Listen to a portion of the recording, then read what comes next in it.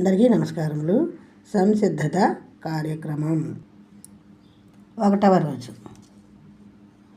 కృత్యం 1. వర్ణమాలలోని అక్షరాలను గుర్తింపచేయడం. ఈ అక్షరాలని వర్ణమాలలో ఉన్న అక్షరాలన్నీ మరలా గుర్తు చేసుకోవాలి పిల్లలు.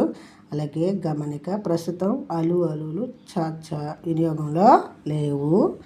కృత్యం 2. వర్ణమాలలోని అక్షరాలతో ఏర్పడే సరళ పదాలను చదివించాలి విద్యార్థులతో.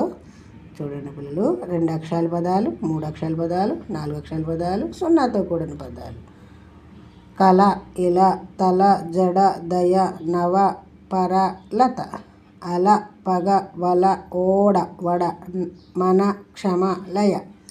అరక, మసక, కనక, పడవ, దవడ, వరద, మడమ, దవడ, రచన.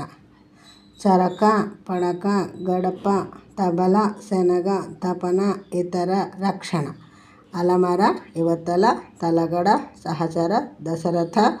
ఆచరణ, పరవశం, అవసరం. ఆచరణ, పడమర, వదలక, నరహర, కదలక. పరంపర, కలవరం, మడవడం. అందం, రణం, నయనం, నరకం, పంతం, సగం, జగడం, సంబరం.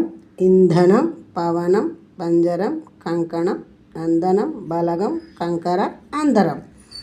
ఇక్కడ కృత్యం 3. సరళ పదాలను విద్యార్థులతో చదివించండి. మీరు చదవాలి పిల్లలు. గణగణ, గంట. టకటక, పనులు. చకచక, నడక. ఉమపలక, ఉడతల జంట.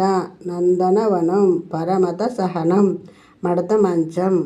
ఊడల ఊయల, అలకల సంబరం. ఈ విధంగా 1వ రోజు పూర్తి చేయాలి పిల్లలు.